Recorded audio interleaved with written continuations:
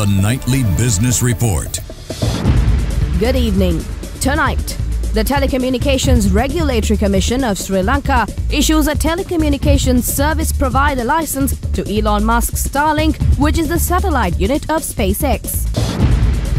The cabinet spokesperson says the cabinet has given approval to cut household water tariffs up to 10% under a cost-reflective tariff formula. Stock market continues its positive momentum, marking its third consecutive day of gains.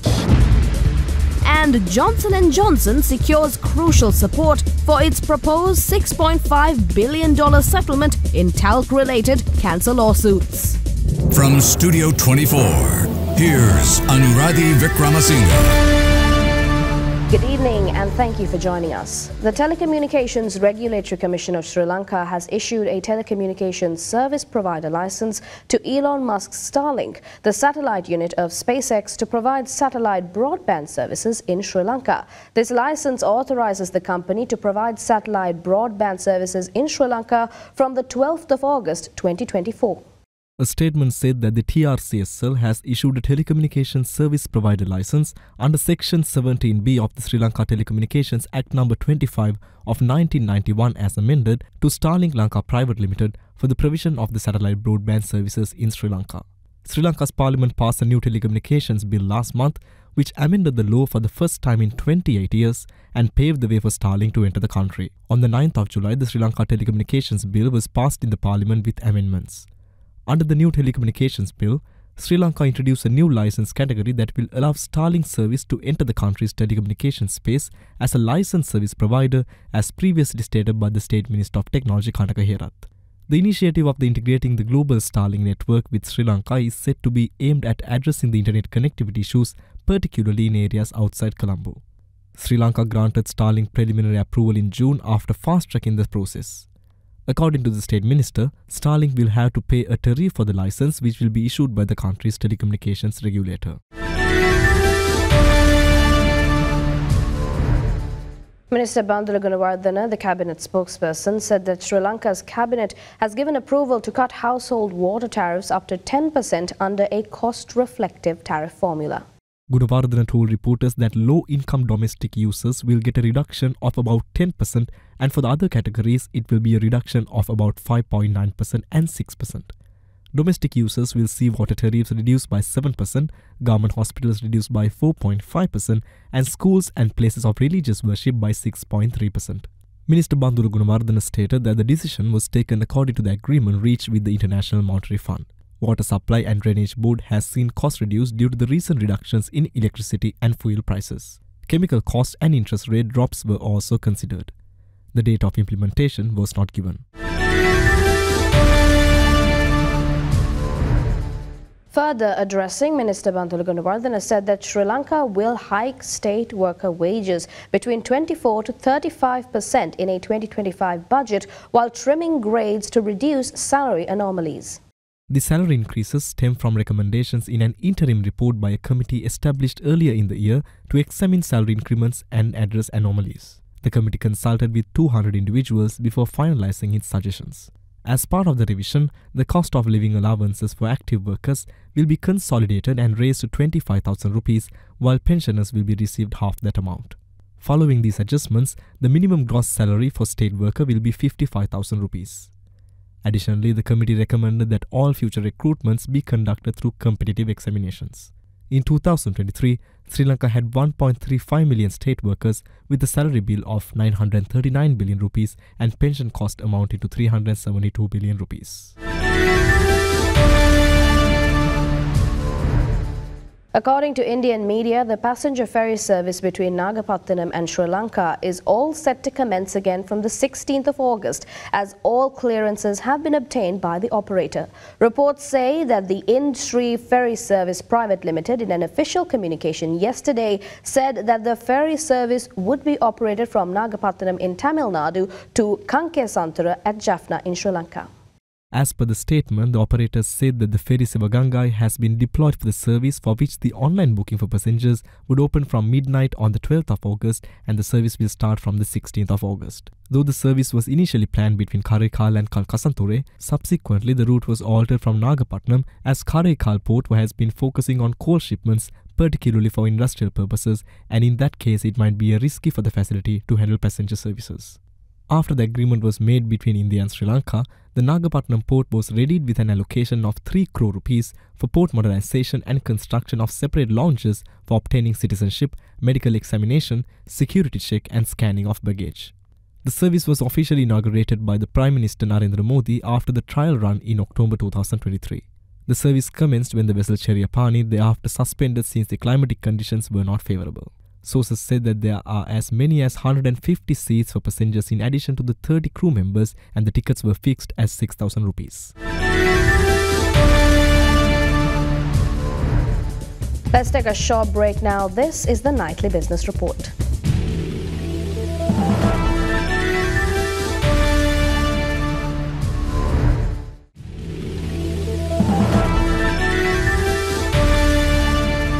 Welcome back to the Nightly Business Report. The Colombo stock market continues its positive momentum, marking its third consecutive day of gains following a return to bullish sentiment. Both indices closed in the green today, further boosting investor confidence. To provide a detailed summary of today's trading session, we'll now turn to Nagusan Balachandran from Capital Alliance Securities. Today, the Colombo Stock Exchange concluded on a positive note compared to the previous trading session due to overall positive sentiment among the participants. The market ended at 11,347 points, marking a 34-point increase from the previous session with a turnover of 648 million rupees. The SL20 index also experienced an upward movement of 15 points to end the day at 3,249 points. Notable institutional engagement was observed across various sectors, with crossings recorded on John Keel's holdings. The top 5 gainers for the day were Nation Lanka Finance, Blue Diamonds Jewellery, Industrial Asphalt, SMB Leasing and Lotus Hydropower. The top 5 losers for the day were Ceylon Printers, Tess Agro Non-Boating, Lee Hedges PLC, Myland Development PLC and Lanka House Printers PLC. The central bank held a pivotal treasury bond auction today, which is expected to influence tomorrow's upcoming bill auction as well.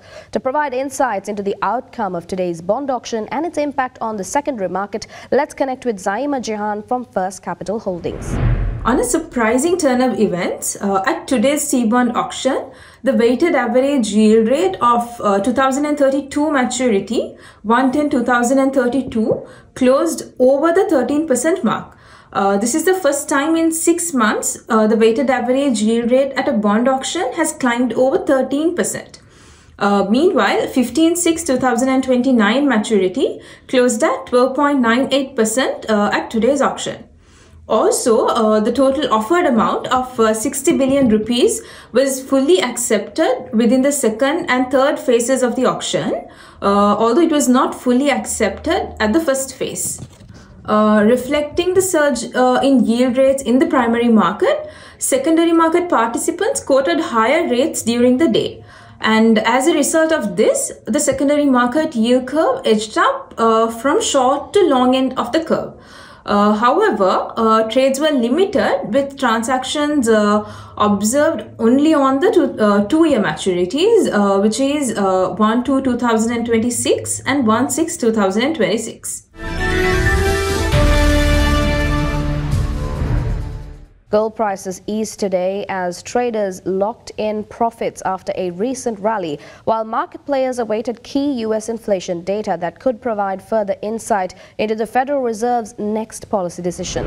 Spot gold was down 0.4% at $2,463.59 per ounce after hitting its highest level since the 2nd of August earlier in the session. Prices rose more than 1% in the previous session, and U.S. gold futures were subdued at $2,503.40. Traders are waiting for July U.S. producer price figures due later in the day and consumer price numbers due tomorrow to gauge the chance of outsized rate cuts. The CPI data is expected to show that headline and core prices rose 0.2% month-on-month. The Organization of the Petroleum Exporting Countries, also known as OPEC, cut its forecast for global oil demand growth in 2024, citing softer expectations for China, a reduction that highlights the dilemma faced by the wider OPEC Plus group in raising production from October.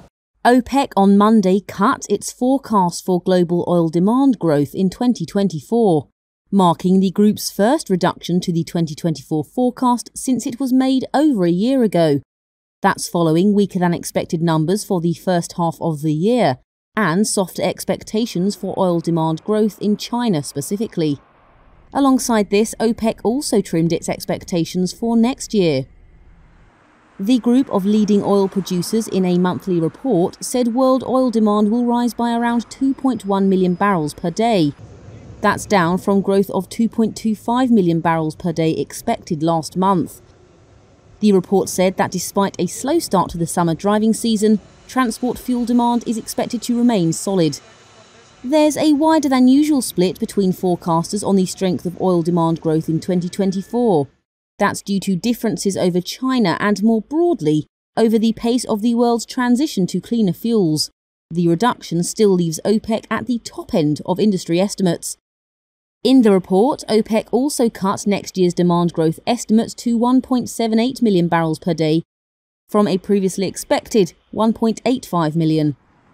OPEC Plus, which includes OPEC allies such as Russia, has implemented a series of output cuts since late 2022 to support the market.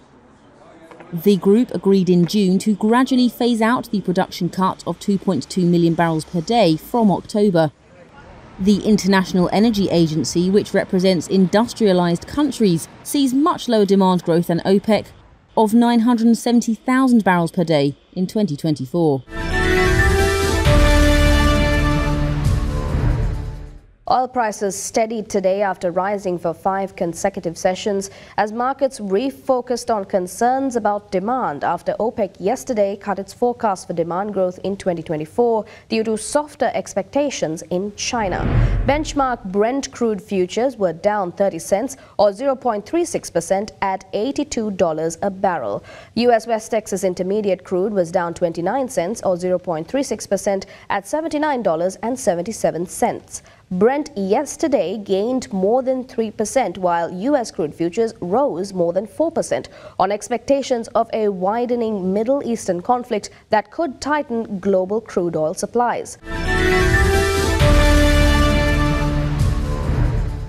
The Sri Lankan rupee has appreciated further against the US dollar today. Accordingly, the buying rate of the US dollar has reduced from 295 rupees and 41 cents to 295 rupees and 8 cents, while the selling rate has dropped from 304 rupees and 66 cents to 304 rupees and 27 cents. The rupee has also recorded a large appreciation against a basket of foreign currencies, including Gulf currencies. Let's observe these rates now.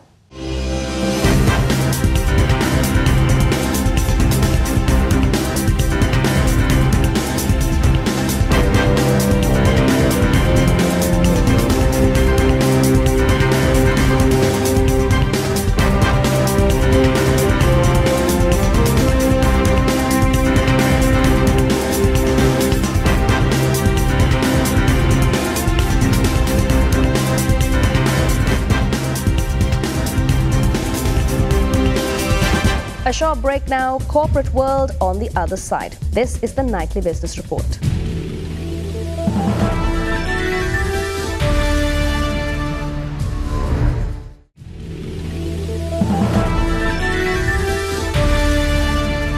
Welcome back to the Nightly Business Report. Port City Colombo has taken a further step towards establishing itself as a pivotal technology hub in the region by entering into a formal partnership with TRACE Sri Lanka. TRACE is a leading organization that promotes collaboration, creativity and entrepreneurship through technology and innovation across disciplines in Sri Lanka. The MOU formalizing the partnership was signed by Mr. Shang Hong Feng, Managing Director of the Czech Port City Colombo Private Limited, and Mr. Kusal Subasinghe, Chairman of TRACE Sri Lanka. Also present at the signing ceremony were, on behalf of Port City Colombo, Stan Lee, Chief Marketing Officer, and Radhika Obesekara, Director of Investment Promotion and Marketing, along with the Executive Director of TRACE Sri Lanka, Heminda Jayavira. Port City Colombo will collaborate with TRACE to foster innovation and growth within Sri Lanka's IT sector by providing an unparalleled business environment for IT tech companies within the Colombo Port City Special Economic Zone. TRACE Expert City, a public-private partnership, is commonly referred to as the Silicon Valley of Sri Lanka and is a prominent tech innovation and entrepreneurship hub in Colombo. The partnership is designed to leverage the strengths of Port City's Colombo's progressive business environment, which offers an assortment of attractive fiscal and non-fiscal incentives, making it an ideal location for the IT and technology industry. The Certified Management Accountants Australia proudly celebrates its 25th anniversary in Sri Lanka this year. The series of year-long celebratory activities commenced with a grand inauguration event at the Courtyard by Marriott Colombo, featuring the unveiling of a special 25th anniversary logo. The event was graced by esteemed attendees including CMA Regional Director for Sri Lanka, Mr. Kapila Dodamgoda, President of CMA Australia, Mr. Ashan Nissanka, current and past council members as well as lecturers. The CMA education qualification was introduced in 1999 through a technical collaboration between the Institute of Chartered Accountants of Sri Lanka and CMA Australia, and in 2006. The Academy of Finance was appointed as the recognized provider institute in Sri Lanka, and over the past 25 years, CMA Australia has made substantial contributions to strategic management accounting education in Sri Lanka. Cinnamon's Serenity Villa in Haldumulla has launched its latest project, which is a 100 million rupees worth investment aimed at enhancing the luxury boutique experience for its local and foreign guests. The project involves the addition of 5 new villas under the luxury boutique category, designed with a strong focus on sustainable practices. They are also pursuing green certification for these new villas, with all necessary applications already submitted. Situated on a 128-acre estate, the villa boasts 80 acres dedicated to cultivating cinnamon, agarwood, fruits, pepper and rubber. Unlike many others in the area aiming for more rooms available, Cinnamon's Serenity Villa is more offering a private stay experience with a niche market for travelers who love the authentic peaceful stay experience. This 4-star villa concept, currently featuring rooms in both luxury and boutique categories, originally has 6-room villas and will soon expand with the 5 luxury villas project. Its location offers guests easy access to several location attractions such as the Dialuma Falls, the Bambarakanda Falls, the Kuda Ravana Ella, the Little Adams Peak and the iconic Nine Arches Bridge. The villa also promises that you can experience a helicopter ride, nature walks, hiking, bird watching, cycling and a packing of delightful picnic from the comforts of Cinnamon's Serenity Villa. HNB General Insurance was honoured as the runner-up in the General Insurance category at the prestigious National Business Excellence Awards 2024. Organised by the National Chamber of Commerce of Sri Lanka, the NBEA celebrates organisations that demonstrate exceptional achievements in corporate governance, performance management, market reach, corporate social responsibility and financial results. Celebrating its 19th year, the NBEA recognition highlights HNB General Insurance's commitment to excellence and its significant contributions to Sri Lanka's socio-economic landscape. Sithumena Jayasundara, the CEO of HNB General Insurance, stated that their recognition at the NBEA underscores their dedication to innovation and customer centricity. Prime Group launched its biggest and most luxurious first modern home apartment city project titled YOLO in Kiribati, heralding yet another innovation which is famous in the industry. With an investment of 15 billion rupees and featuring many firsts, The 13-acre project YOLO, made up by the slogan "You Only Live Once," will have 476 exquisite residencies. Facilities including a stunning infinity pool, a premier bowling alley, a first in the apartment industry, and a cinema providing an outdoor theatre concept, a vibrant coffee workspace, an elevated lounge featuring a cozy fire pit, lush gardens and courtyards, a karaoke bar, a gym and a CrossFit center, a single bounce pedal court, coin-operated laundry, and a mini-mart among other amenities. Prime Group has made that offering attractive with unique payment plans. YOLO also revolutionizes home ownership with a redefined interest-free 1% monthly installment payment plan, making it accessible for the first-time buyers and investors while minimizing risk. Investors can expect significant returns, potentially doubling their investment. The project offers flexible exit strategies, balancing affordability with the attractive investment opportunities and embodying YOLO's spirit of financial empowerment. The location is just 10 kilometers from Colombo and 10 minutes to Kiribati town, 4.5 kilometers dash to the Kadawatha Expressway, and a mere 15 minutes to the Bandaranaike International Airport. Let's take a short commercial break. Global developments right after this. Stay tuned.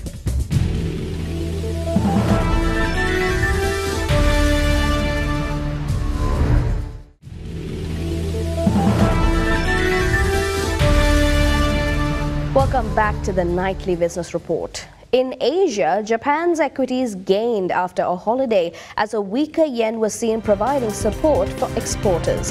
MSCI's Asia-Pacific gauge rose as much as 1%, and that erased losses from last week's tumble when a risk-off move sent indexes around the world plummeting. Elsewhere in Asia, regulators told commercial banks in China's Jiangxi province not to settle their purchases of government bonds, taking some of the most extreme measures yet to cool a market rally that has alarmed Beijing.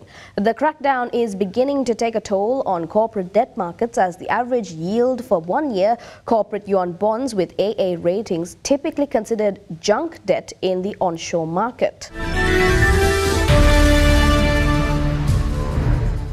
Wall Street stocks closed mixed as investors brace for a slew of U.S. economic data this week, especially consumer prices, to gauge the outlook for Federal Reserve monetary policy.